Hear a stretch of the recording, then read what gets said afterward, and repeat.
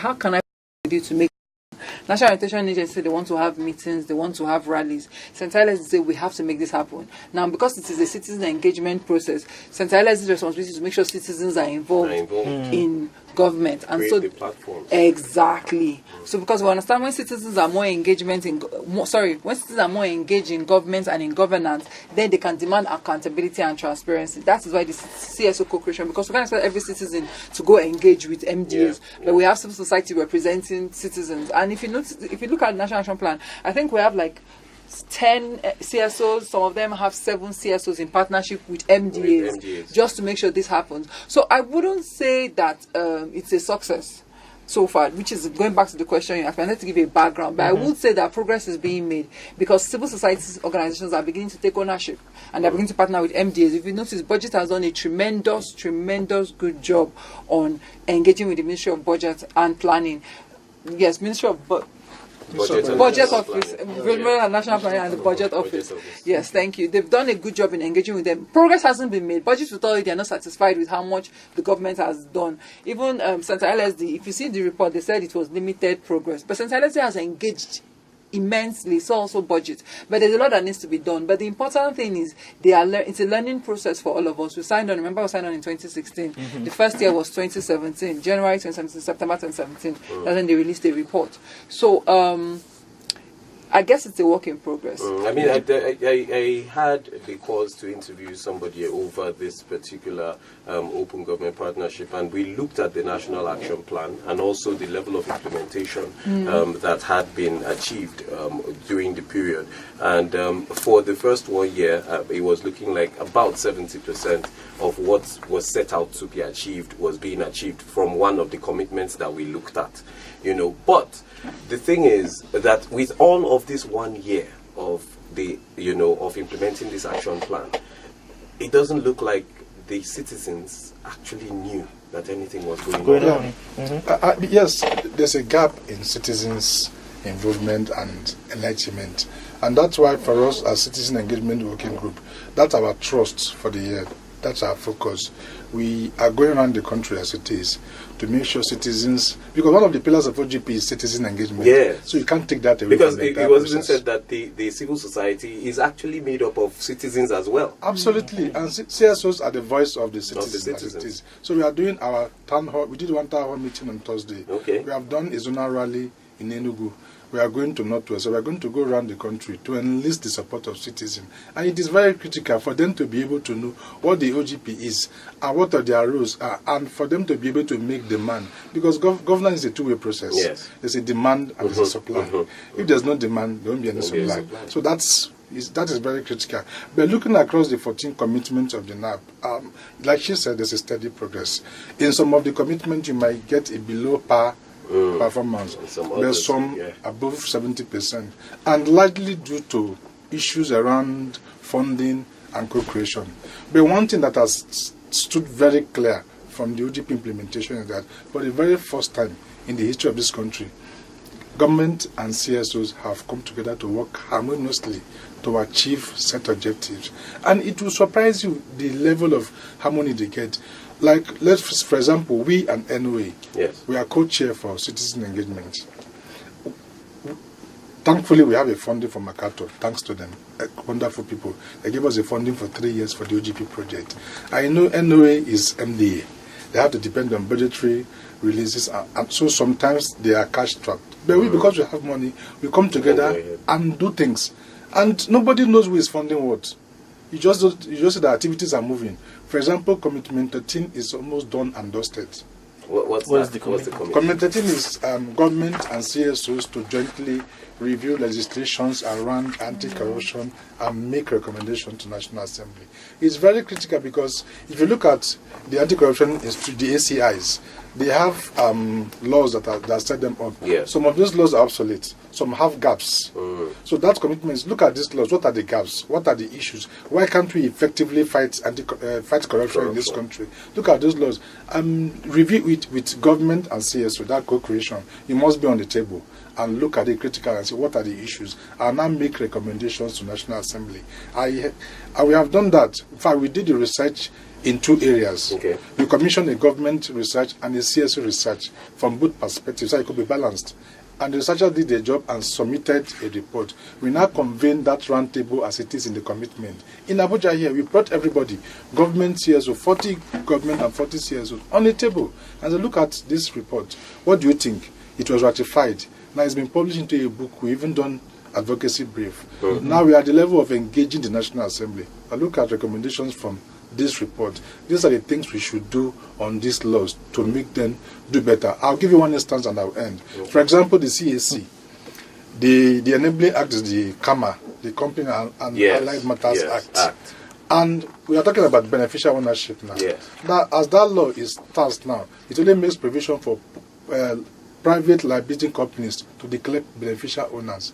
But then, plenty of slips happens in these PLCs. Where we have people who are benefiting from businesses directly, but they are not listed. Absolutely. So the reform that is going on in that CAMA is to make sure public limited liability companies declare public beneficial ownership. So that's what we did in that commitment, and that is very, very wonderful. Well, what's interesting is that it's an open government partnership, right? And in Nigeria, we have 3 tiers of government. We have the federal, we have the state, and we have the local government. This National Action Plan, does it stop only with the national government, with the federal government? What's happening with the states? Are there any commitments from the states? I think some states are beginning to sign on to the OGP, and we are hoping, they are hoping that, I'm not civil society right now. I'm here as a consultant on the report. So they are hoping that states will catch on to it. And Kaduna State has signed on, Anambra has signed on. I think there's one more state that has shown interest in it. Kano has almost there. Has shown interest. Ebonyi. States have shown interest in. There's a catch which I don't want to say on air, because that catch, we don't want states holding on to the catch on signing on to OGP. I need to say this. I thought it was an open thing. It is open, but the World Bank has promised some funding, and we don't want states to hold on to OGP because the World Bank has promised funding. So we'd rather they decide to sign on to OGP because for the value, exactly. And if they now sign on to OGP, then they can find out how much the World Bank has available to them. Sometimes you have to dangle a bull. It's definitely a carrot and stick approach. But I just need to say this, and I'm going to say this as an independent observer, because I was engaged on, reviewing the National Action Plan and the reports released by the government. And I need to say this, even in citizen engagement, I do not believe that citizens have been engaged well enough.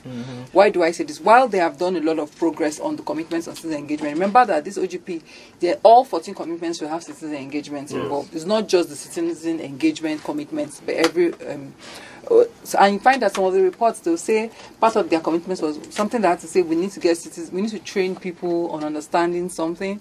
We now have 30 people in a room, and they say they'll take that as a project. Nigeria is a country of 180 million people. How do you get a lot more people involved in these processes?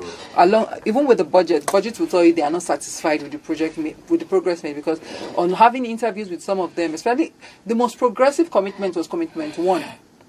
And that was the commitment that talked about an open budget cycle. But realize that even at that commitment, so much was not done. Because part of the deal was each MDA should publish their budget on their individual websites. But everybody's budget is on the national budget, is on the Ministry of Budget's website. So those are the kind of things that you see that even though citizen engagement is involved, the government still is a bit rigid. They are not flexible enough to accommodate the changes that the DGP has offered. Another thing is, sometimes, like even when they had a meeting at the National Assembly on discussing the budget, and civil society presented their reservations and comments on the budget, we find that not every comment was adopted, or something that has to do with health. And civil society had said there's a plan in the budget for a certain percentage to go into health, which has never gone into health. And so civil society made comments on it, but nothing was done about it, even in the 2018 budget. So it's one thing for you to sit down with civil society and discuss. It's another thing for you to now implement the recommendations that they have presented to you. So those are the kind of things that we see. But it's a work in progress. We are hoping that as time goes on and as we continue with... Can I speak briefly to the subnational engagement? Yeah, the thrust of the work we do on the OGP is actually around subnational engagement. if you have these beautiful principles and policies at the federal level, it does not cascade down. It doesn't trickle down. It doesn't mean anything. So the focus now is subnational engagement. She has mentioned it. That's why World Bank came in with some grant that, look guys, if you sign up, you're going to get this as grants to support the work that you do. So even at the OGP Secretariat, this is a subnational advisor. His work is to make as many states as that can sign up to the process. And it's very simple because we want this thing to cascade down to the local level. And thankfully, Kaduna is a clear example. Kaduna is the first state to sign up to the OGP in Nigeria. And breaking news, they have been accepted into the global secretariat as well. Yes, as a subnational body. Because they can also take in subnational bodies at the global level, which means if you go to Kaduna, the governance is open, transparent, and also want it to run across the country. And we are engaging. And that's why the role of civil society is very, very key. Because we have civil societies in all the states. Okay. We are organizing them around the Open Alliance. Now, Open Alliance is the coalition of CSOs working on the OGP. Over 150 of them. Okay. So we are now supporting Open Alliances in states at state levels that let us, so that we can aggregate many. Let us organize at every state level and engage the government and let them know why they have to join the OGP. It will surprise that some state governors have not heard about OGP ever in their life. We're not surprised. So that's why we are organizing CSOs at that state level to make sure this happens. Okay, but let me just quickly point this out before the time goes. You just said right now that Kaduna is open.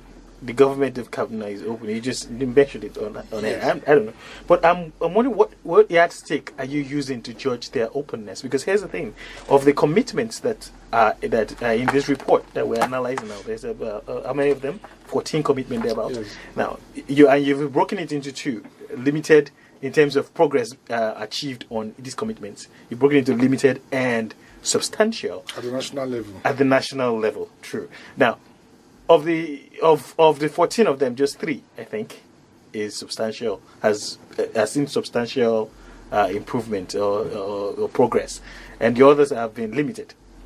Now, if you're going by that yardstick, in fact, not even if you're going by that, what yardstick are you using to measure whether some commitment has been substantial or limited?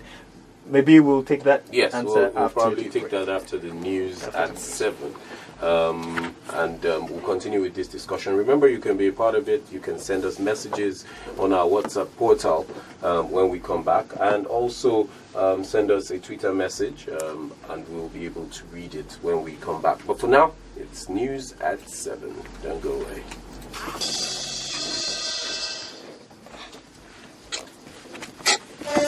Introducing Buharimeter. Buharimeter is a program aimed at promoting democratic accountability in Nigeria through tracking, measuring, and creating awareness about the implementation of promises made by President Muhammadu Buhari during the 2015 general elections. Powered by CDD Abuja. Listen to Buharimeter. 6:30 Mondays on 95.1 Nigeria Info.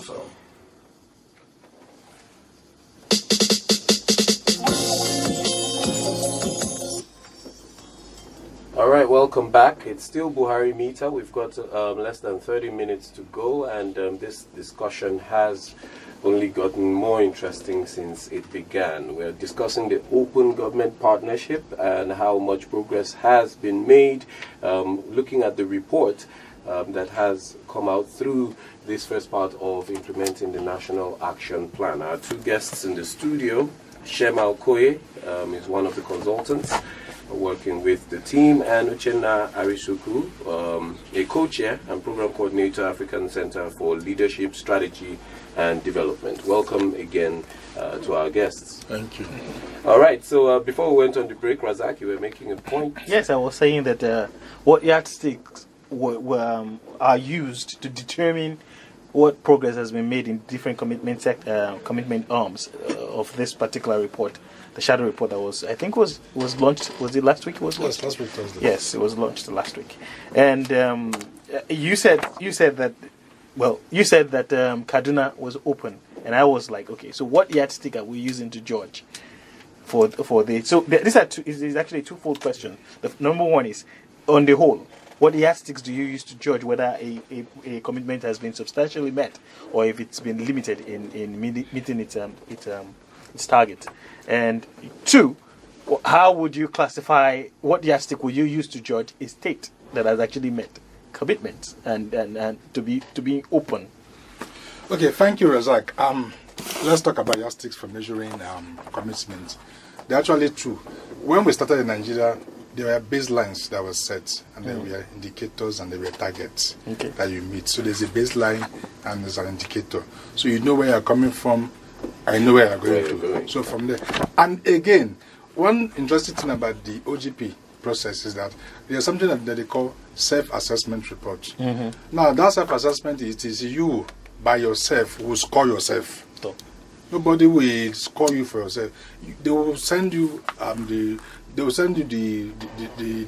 information. Please, it's time for assessment. Rate yourself. So it's you that are doing the job. Will tell yourself the truth where you are, and because they do not want you to set up yourself to fail, there's another thing they call the independent review mechanism. The independent review mechanism, people will come from the global secretariat to come and look at your self-assessment report vis-a-vis what is on the ground. Because it's very possible with human beings, say, score yourself, you say, I'm 95%. Yeah. But because you know that there will be a verification exercise, there will be a confirmation, you tend to stick to what is the truth. So from that self-assessment report, NDAs, they were asked, guys, how do you think you're faring against the baseline and indicators and targets that were set for each commitment? So when you marry these two together, you will assume that you will be sure that you will get the right status of where each commitment are. That's why if you look at this report, most of them are saying limited. Because that is the fact. As against formal practice, people will say excellent, because they know that there's a process of verification. And now, coming to the state, how do you say a state is open? Before states join the process, they will look at the National Action Plan, look at their own peculiar terrains in their own state, and adopt their own state action plans by which they will be measured. Because as the nation is measured, as MDAs are measured, states are also measured. So you have to set your own target, your own indicators, your own commitment. It must not be 14. It can be 2. It can be 3. Just look at what is realistic in your own terrain and set up that action plan and work towards it. So by the time you are ticking the boxes, and we all know for Kaduna, even before the OGP, there have been these issues of participatory governance, like in mentoring project. There are some, even by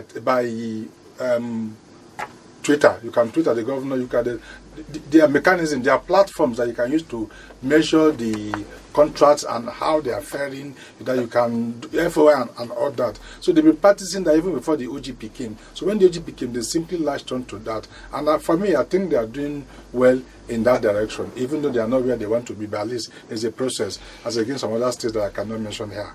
Okay. Perhaps I should direct this to Shema. There's the commitment 9, which actually is to take appropriate actions to coordinate anti-corruption activities, improve integrity and transparency and accountability. Now, this commitment is tagged substantial, which means a lot has been done here, and we think we've done a good work. But here's the thing. There's a caveat. Even the report itself has the caveat to say that, look, the report on this commitment is vague and does not speak to the activities mentioned in the NAP. Can you first of all, let me just say this. This civil society shadow report is a shadow report of the original report sent by the government. So this is civil society's take on it. So you see the comments here are our observations on what the government said of itself. Exactly. So like if you look further into the report, you'll find that we have the national. What we did with this report was we compared the National Action Plan. That is, these are your activities, this is your focus, this is what you want to do for 2 years. You now compare the National Action Plan with your self-assessment report. So in the past year, what have you done in line with National Action Plan? then we now provide our comments. Now, what we've done in civil society is to let you know that, okay, even if they say they've done some things, because we noticed that there was a disconnect sometimes. Like National Action Plan will say they need to get this done, but they do something else and say, well, they did this. But with Commitment 9, I need to commend ANICH because they did something good there. It has to do with asset recovery, I think. I think that's what has to do with asset recovery. There's anti-corrupt corruption activities. That was integrity and transparency. And about coordination. And they rated themselves as substantial. Yes. We were not satisfied with the substantial rating. We felt more could have been done. And I think it had to do with CSO partnership. CSO did not really own that one. Okay. They really didn't own that. Yes, their report was vague because they said their completion was ongoing. If you notice, there was a lot of level of completion not started. The only thing they did was set up a cabinet committee by the Federal Executive Council and develop the national anti-corruption strategy, but nothing much has been done there. I don't want to fill them all through because it's a 2-year national action plan. What happened at the end of the plan? At the end of it, I think it ends in 2019. No, December this year. Oh, December this year, at the end of 2020. So a new one begins in 2019, forgive me. So we are hoping that at the end of this year we will have seen ample progress made. So yes, yes, they are vague in some of their responses and they have not been particularly in line with the National Action Plan. They've tended to go differently and disconnect from the National Action Plan. So in such a situation where you find that there is this vagueness with the level of implementation and all of that, what can the civil society now do to make sure that it is done? Because at the end of the day, we can reach the end of the National Action Plan. They've not done it, and resources have time has passed. Everything has I think that's what this report was about. Kudos to St. Silas. I have to give them credit for deciding to take ownership of this report, because what this report did was, when civil society started with this report, their intention was, I believe, from an independent point of view, the intention was to say government failed, government don't want to own up to GP, government don't want to do this, but they forgot the element of co-creation. Which meant that if you want government to work, civil society have to monitor, evaluate, and engage. Yes, thank you. And they didn't do that. So where you see that the government has really not followed through with its commitment, I wouldn't want to blame government entirely, because they are used to procedure, they are used to bottlenecks, which is where civil society comes in. And civil society says this should be done differently. And civil societies haven't engaged, which is why I will say this again. The commitments that made the most progress, citizen engagement, budget, procurement, and ANICH on recovery of assets, it was because the co-creation partners in civil society decided to engage actively. And to drive it. And decided to drive it, because funding was also a critical factor.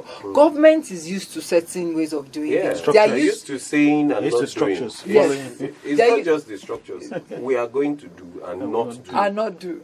And they'll tell you there was no funding, or our budget did not accommodate that, or we did not have staff. Civil society, I must say, have brilliant minds, have the capacity, they have the technical know-how to an extent. And so when civil society come and engage with you, so anywhere you see they've not done well, I think civil society, we should also blame ourselves. It means we haven't engaged well enough to ensure these things have made progress. So going forward, it will be civil society understanding and taking ownership of the National Action Plan as well. And saying this has to be done. So on this coalition of anti-corruption activities, we find that ANICH and WANGO West African NGO Network, that's supposed to be like a big NGO. They are the NGOs responsible for making sure that Commitment 9 actually follows through. And let me speak to this vagueness in Commitment 9. Yes. You see, part of the challenge is also coordination, if you want, among government agencies and arms. Okay. Look at this one now, Introduction and Passage of Whistleblowers Act. Who is supposed to take lead on this? National Assembly. In fact, we have done an advocacy brief on the research we did. Part of the recommendation, most of these laws about anti-corruption, some laws have been passed at the Senate, they are pending at the House. Some have been passed at the House, they are pending at the Senate. Some have been passed by both arms, just remaining harmonization. So remains transmission. So when these MDAs report ongoing and substantial, because they have done their own bit. MOJ, for example, the Ministry of Justice, they have packaged these laws and transmitted to National Assembly. CSOs have also done their own bit. It remains for National Assembly to finalize and pass and forward for action. So you see, when there's a lacuna sometimes, it's beyond the NDA and beyond civil society. That's why we also step in advocacy to everybody concerned. Not only National Assembly, even the judiciary. This is what are the bottlenecks. What can we do about it? And look, these are the things we can achieve. So let's get it done. Okay, fantastic. Let me just ask now, if going forward, since this is going to end now, you say in a couple of months, and obviously it's going to be renewed, okay? Sure. Okay. Are we going to go renew with the same structures in place, or we're starting afresh, or we're just going to build on what's been done? We are going to build on what is done, but it is going to be different from what's already done. We're going to look at this current NAP, look at what worked, what didn't work, and improve on the next NAP. The next NAP is going to be very critical because this one, as the first timers, there are teething issues, which we have, through the process of implementation, identified. So we have started the process of us already as CS to begin to engage amongst ourselves. What do you think is critical in the next NAP? We are beginning to think ahead. Okay. What are the shortcomings of this NAP? What are the critical issues that we are not captured? Maybe environmental issues, some serious health issues that we are not captured, that we know as a country, these are critical to us. How do we make them appear in the next NAP? So we are beginning to be critical. The next NAP is going to be very, very substantial from this. And believe me, it's going to be much more worth the while.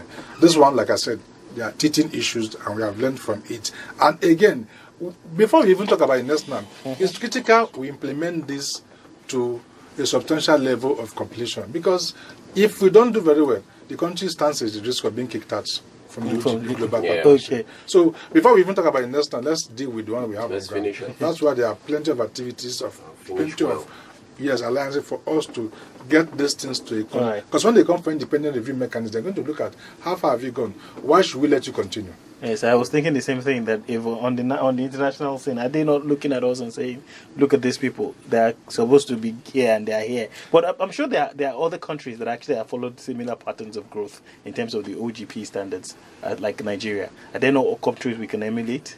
Yes, there are countries we can emulate. Like I said, we joined at the 70th nation. Yes. So, but the OGP is country specific. Okay. You must look inwards and look at peculiarities, specifics of your country, and deal with it. So you can only do peer review mechanism. You can only do a peer review, maybe on issues that are common to countries, but you don't need to mirror or shadow another country. It's inward. You must look at what are your, because these are commitments you committed to by yourself, looking at what is on ground.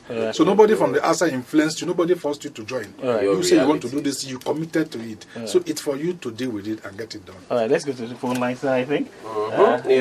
Time is completely spent. It's 19 minutes past the hour of 7 already. That means we have just a few minutes to take some calls. So you have a question, a gray area you want clarification on, you can call us up right now on 094-600-951, 080-9597-4869, 0803-123-0293, or 08000A Nigeria info. Or send us a WhatsApp message and we'll be glad to read it right now.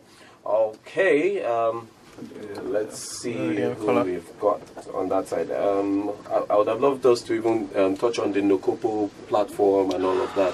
That would have been a very wonderful aspect to touch before we go. But we can still touch it, I think. Hello. Good evening. Good evening. Welcome.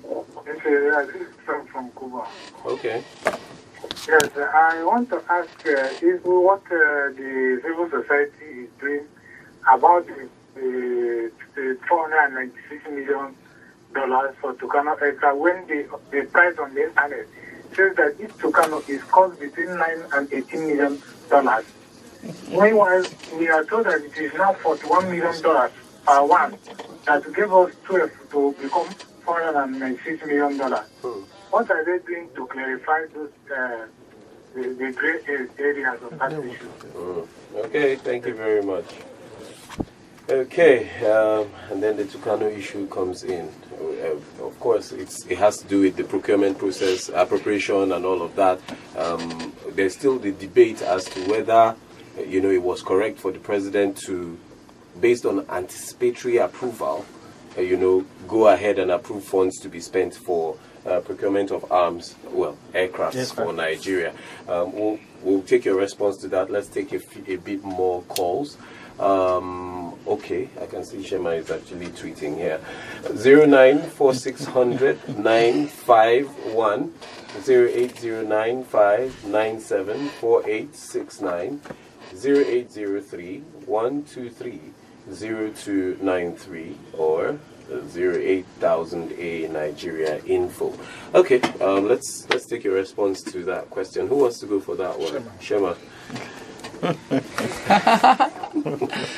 Well, I was recently at a meeting, and we had a conversation about security budget and budgeting for security, and these issues came up, and government authorities are vague on their responses. But we know what the law provides for. We have a Procurement Act, and it's interesting how we have laws that sometimes we feel we are not. What's the word I'm looking for? We're not bound by. We're not bound by.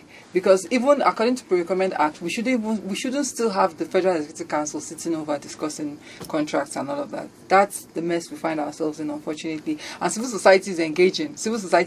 We're asking questions, and we're hoping that progress is made. But with Nigeria, we take baby steps. We just keep taking baby steps, and we keep at it. We can't give up. We can't give up. We know what the law provides for. We just continue to engage on the law and the provisions and all that it entails, basically. So what you're saying is that particular process wasn't very open. Kinda, sorta. I don't want to be quoted. Well, it's a meter. It's Buharimeter. So of course, we have to put these issues on the table. We know it wasn't. We know it could have been done differently. We know it could have been done better. Okay. Yeah. All right, so you're out there. You were trying to call us. We saw your call come in, but it went back. So please try and call us again and leave us your message there. Let's take a look at WhatsApp and see how many messages have come in there, so that we can take the listener's angle to all of this. So call coming. What do we have here? Okay, try and call us right back. Maybe we kept you waiting too long. We'll be happy to hear from you.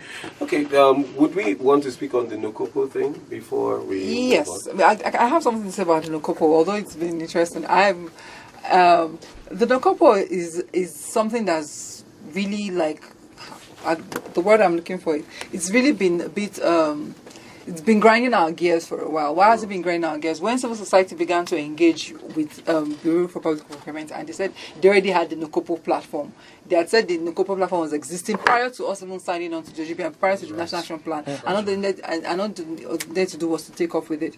But it's interesting how after the launch of the Nokopo, and you notice the report even said that the self-assessment report said that they were accepted as world standards and they had conformed to open contracting data standards. They had conformed to standards, but the Nokopo only had historic data on it, which meant that citizens could engage on the Nokopo. There was nothing on the Nokopo that could. It's in fact it's been redundant since. They keep saying they are working on it. Nothing has been done, and citizens can engage, and that defeats the entire process of OGP. It defeats the purpose of OGP where citizens can't engage. Although they say they are making progress, but it's been since last year. And if you go to their website now, nothing is still done. Or if you go to the Nokopo site, the last time I checked the Nokopo site, nothing is done, nothing has changed, no fresh data on it, just historic data, nothing to engage on. You can't follow procurement processes on it. So there's a lot that needs to be done. I think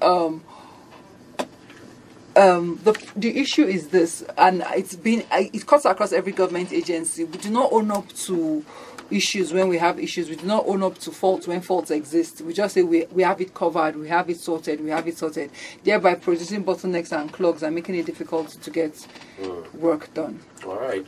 So these bottlenecks are the biggest challenge right now, obviously, from all that we have said.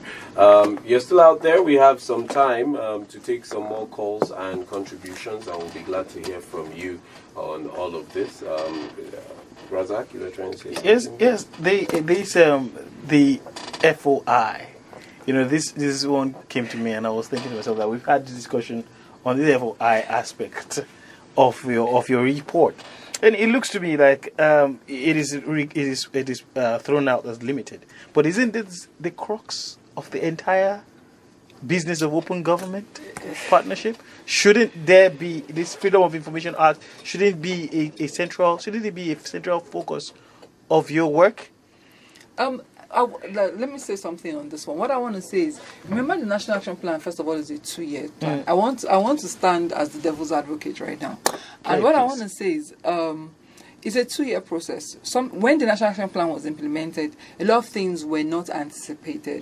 The issues on ground, what government had in existence, like we just had a conversation about Nokopo, what we thought the Nokopo was and what Nokopo really was. Those are two different things. So with the FOI Act, the first thing they were supposed to do on this access to information was to establish freedom of information desks, FOI desks, where in each MDA you should be able to find someone who can give you information within each MDA, where they can even share information within themselves as MDAs and with the citizens. But you see, they are still collecting names. So they are still in the process of collation of FOI desks, collation of FOI officers. So that is what is hindering progress. I'm hoping that at the end... Since 2016?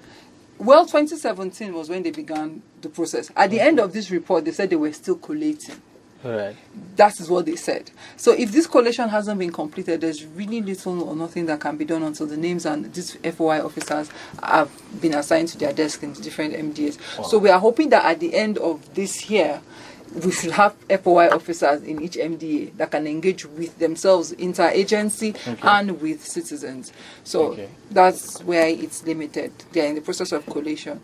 And government with bottlenecks and bureaucracy. Yes, I can imagine. And all this society are stepping advocacy up on that. We are taking too much time on just collation of names. Yes. And of course, also the platform for that feedback mechanism, because there's supposed to be a permanent dialogue mechanism between government and CSOs. So those platforms and that you need to get that happen. They should tell you that they are still doing auditing and they are still collation. And we're telling them, because that is not the work of the civil society, because there are government agencies who has tasked with those responsibilities. For example, the NIDA, National Information Technology Development Agency. Their work is to develop those platforms that citizens can use to engage. And even your FOI, some want to do it interactive, also use technology. So we are telling them, you do not, because Moshood Abiola of blessed memory says, if a man uses 20 years to learn how to be mad, how many years you used to practice on the streets? This is a 2-year project, and you are using the entire time to just collate. You are saying no.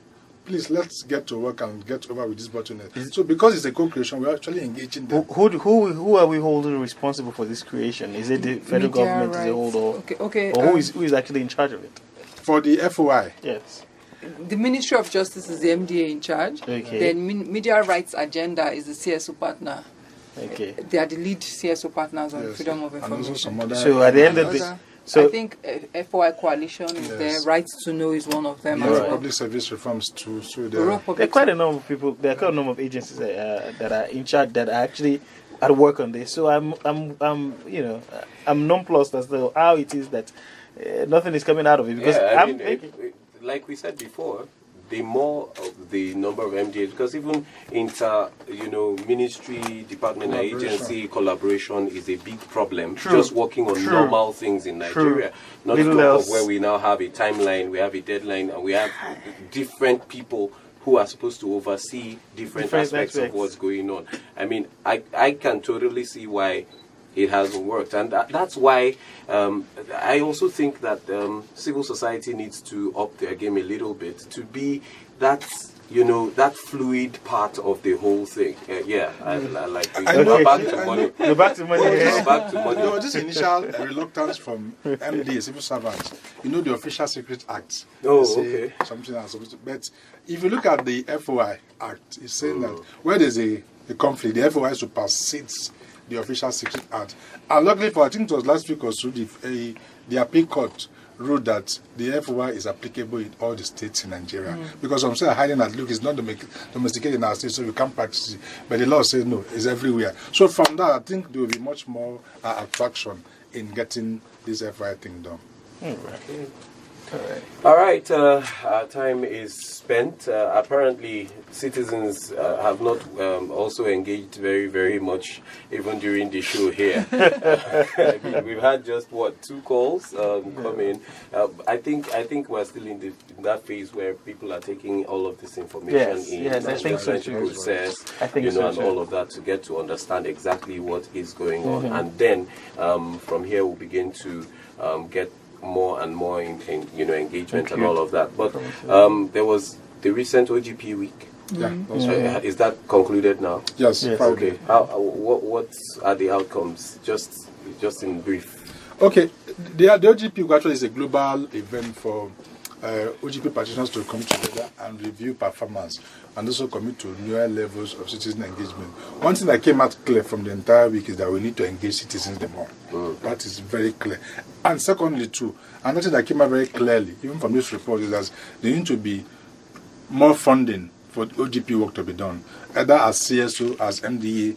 Fundings need to come out for the processes to be done. And lastly, we also, in that week, and the fact that it need to be more executive reaffirmation and a commitment to the process, because the president kickstarted the entire process. So we expect he keeps talking about it, he keeps recommitting, so that people will not be nonchalant about it. Because there's a possibility that if he's not talking, maybe there's a law in action. But if he keeps committing, they will know that it will keep remaining at the front burner of national issues. And can I quickly say that we are very, very grateful as Center LSD to the MacArthur Foundation for this huge support of the work that we do on the OGP. The printing of this report and indeed other researches that have been done on the OGP was from the support they are giving us on the project. So we say thank you very much, MacArthur Foundation. Okay, and Shema, I'm sure you have a last word. Yes, I'd like to say one thing or two things, but let me start with one. Civil society and citizens, we cannot shirk our responsibility as citizens in demanding for good governance and effective policy implementation. And how do we do this? By engagement. So going forward, it's very important that us as Nigerian citizens understand that we have a stake in Nigeria. If Nigeria does well, we benefit. If Nigeria does badly, we lose. So it's very important that now that we are aware of the OGP, now that we know what the OGP entails, let's start to engage with our policymakers. Let's start to engage on good governance. I think that's critical for us. We need to engage more if we really want to see the Nigeria that we dream about. And also, I want to just write off what Uche said when he talked about political will. Yes, the president has said Nigeria has signed on to the OGP, but there's still this laid-back attitude towards OGP implementation because the government, President Buhari just said it and that's it. But how can we ensure that ministers sign on to it, directors and DGs of organizations and parastatals? How can we ensure that they run with it? It's our responsibility as citizens to engage them constantly. This is what you committed yourself to. How much progress have you made on this? And if they don't make progress, let's find ways to get them out of office. Fantastic. Razak? Well, that's about it.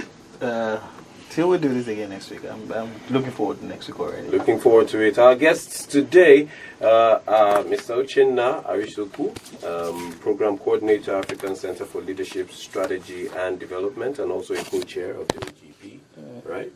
And also Shema Okoye, one of the partnering consultants on the project. Thank you so much for your time. Yes. And for opening it up for us to see. Thank you very much. Razak, I'll see you next week. I'll see you do next this week. again. Yeah. All right.